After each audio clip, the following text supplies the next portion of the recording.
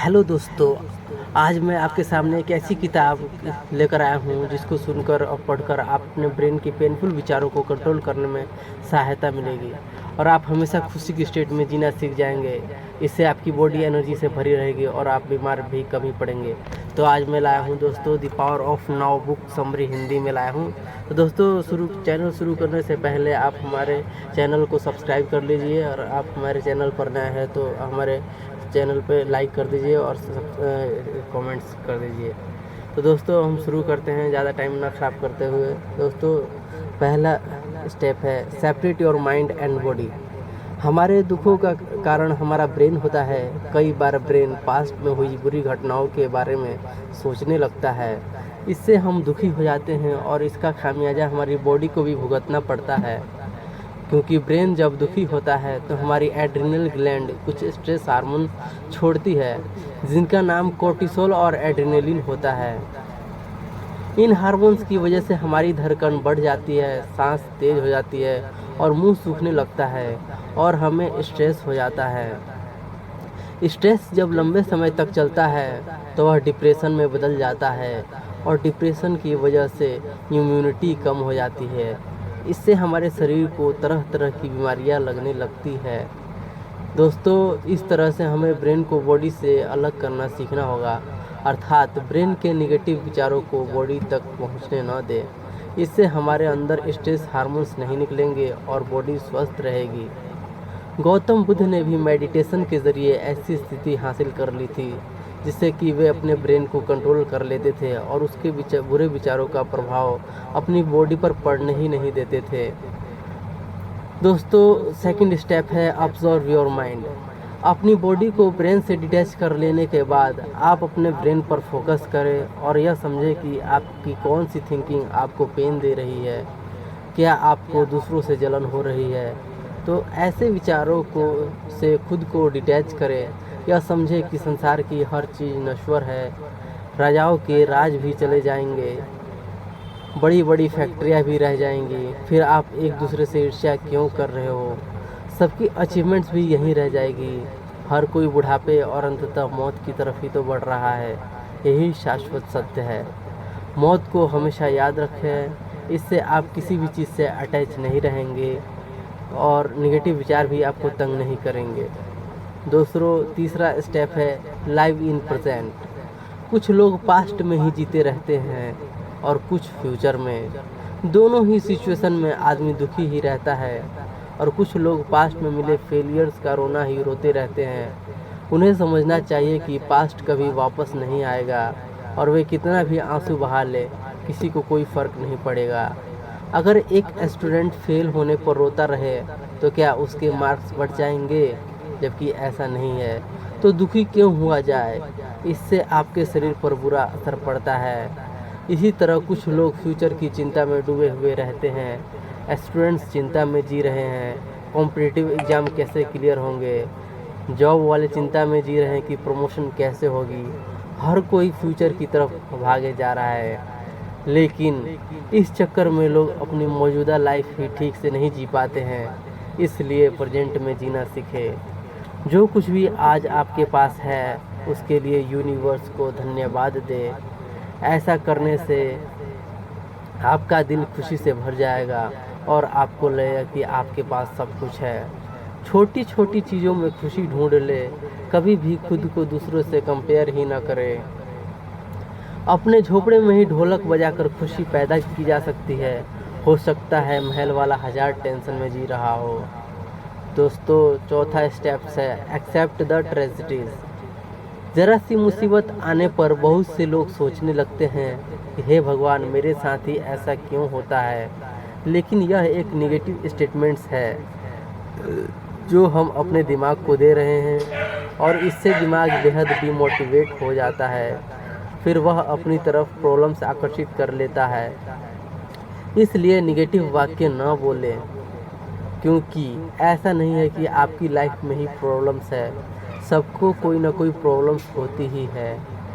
इसलिए ऐसा माइंडसेट बना ले कि डेली कुछ ना कुछ प्रॉब्लम्स तो आएंगी ही, लेकिन आप उन्हें सुलझाते जाइए और जीवन का मज़ा उठाते जाइए। जितना आप सॉल्व कर सकते हैं उतना ही कीजिए, लेकिन ऐसा बिना परेशान हुए करें।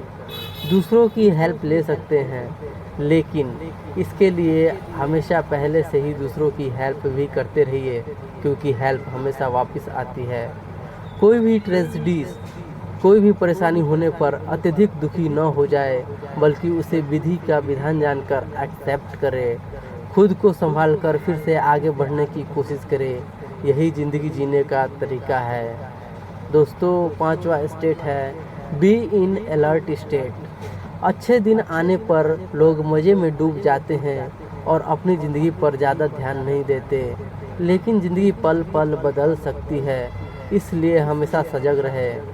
अगर आपके पास कोई क्रिएटिव काम करना चाहते हैं तो कोई आपको हमेशा अलर्ट रहना चाहिए, क्योंकि क्रिएटिव विचार अचानक से आते हैं। वे कहीं भी आ सकते हैं। हो सकता है कि सब्जी खरीद रहे हो तब आ जाए, या कहीं यात्रा कर रहे हो तब आ सकते हैं। उन्हें उसी समय नोट कर ले, क्योंकि वे जल्दी से गायब भी हो जाते हैं। इसी तरह लाइफ में कोई ना कोई नई घटना किसी दिन ज़रूर होगी, इसलिए यह मानकर निश्चिंत न बैठ जाए कि मेरी लाइफ में तो सब कुछ अच्छा है। प्रॉब्लम्स के लिए भी रेडी रहे और खुशी के पलों के लिए भी। दोस्तों, 6ठा स्टेट है ईगो इज़ डिस्ट्रक्टिव।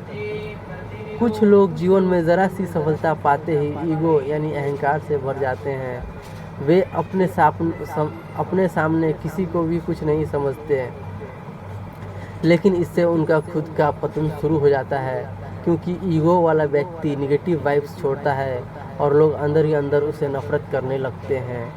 वे उससे दूर होने लगते हैं। इंसान सोशल एनिमल है और उसे सोसाइटी की ज़रूरत पड़ती है, लेकिन अगर सोसाइटी के लोग आपको नापसंद करेंगे तो मुसीबत आने पर आपको भी हेल्प नहीं मिलेगी। साथ ही लोगों को नापसंद करने पर ऐसे आदमी का स्ट्रेस लेवल बढ़ रहा रहता है और उसके झगड़े भी बढ़ जाते हैं। इससे उसका स्ट्रेस और बढ़ जाता है और वह अंदर ही अंदर परेशान रहता है। उसे कई तरह की हार्ट संबंधी बीमारियां होने का खतरा भी रहता है, इसलिए कभी भी ईगो न पाले। सक्सेस मिलने पर भी हम्बल रहे, हवा में न उड़ने लगे। इससे किसी की नहीं बल्कि खुद की सेहत अच्छी रहेगी। दोस्तों, 7वां स्टेप्स है feel the energy of universe. कई बार हम बोरिंग काम करते करते थक जाते हैं, लेकिन घर आकर हमें कोई डिस्को क्लब चलने को बोल दे तो हमारी एनर्जी से भर जाएंगे। इसका सीधा मतलब है कि हमारे अंदर एनर्जी का खजाना होता है, बस हमें उसे इस्तेमाल करने नहीं आता है। कुछ लोग लगातार 16 घंटे पढ़ने के बाद भी नहीं थकते, या कुछ प्लेयर्स देर तक प्रैक्टिस करने से भी नहीं थकते। वे अनजाने में ही सही अपने अंदर एनर्जी के खजाने का इस्तेमाल कर रहे होते हैं। आप भी अपने अंदर यूनिवर्स की एनर्जी को महसूस करें। आंखें बंद करके खुद से कहें कि आप यूनिवर्स का ही भाग है और आपके अंदर यूनिवर्स की एनर्जी है। इसके साथ साथ आप अपना काम करते हुए खुश रहना सीखें और अपने काम में पूरा इंटरेस्ट लें। इसे किसी भी रिवार्ड से लिंक कर ले। साथ ही कर्म को पूजा माने। उसे करते हुए आपको सच में स्पिरिचुअलिटी का एहसास होना चाहिए। हर काम स्माइल के साथ करें। इन सब तरीक़ों से आपके अंदर एनर्जी कभी भी कम नहीं होगी। दोस्तों, 8वां स्टेप है रिलेशनशिप्स इन डिटैचमेंट। मानव रिश्तों की मोह माया में उलझा हुआ है। किसी भी माँ को बेटे के दूर जाने का गम सता रहा है, तो किसी को अपने लवर से न मिल पाने का। रिश्तों से ज़्यादा अटैचमेंट अच्छी नहीं है। निर्वाण प्राप्ति के मार्ग में इस अटैचमेंट को सबसे बड़ी बाधा माना जा सकता है। गौतम बुद्ध ने अपनी इस मोह माया का त्याग कर दिया था। वे अपनी पत्नी और बच्चों को छोड़कर ईश्वर की खोज में निकल पड़े थे और तभी उन्हें निर्वाण प्राप्ति हुई थी। लेकिन सबको ऐसा करने की ज़रूरत नहीं है। बस आपको किसी के भी प्रेम में अंधा नहीं होना है। अगर आपके बच्चों को टाइम से घर आने में देर हो जाए तो दुख में पागल ना हो जाए। बस फ़ोन करके यह पूछ ले कि इसी तरह अभ्यास करने से अपनी अटैचमेंट्स को कम कर पाएंगे। इससे आपके दुखों का कारण भी कम हो जाएगा। दूसरी बात यह भी है कि हर कोई अपना ख्याल खुद रख लेता है। सबको अपनी ज़िंदगी प्यारी होती है, इसलिए आप उनकी इतनी चिंता ना करें। आप बस मेंटल और स्पिरिचुअल हेल्थ को दुरुस्त रखें। दोस्तों, 9वां स्टेप्स है डिटैच टू फाइंड स्पीड।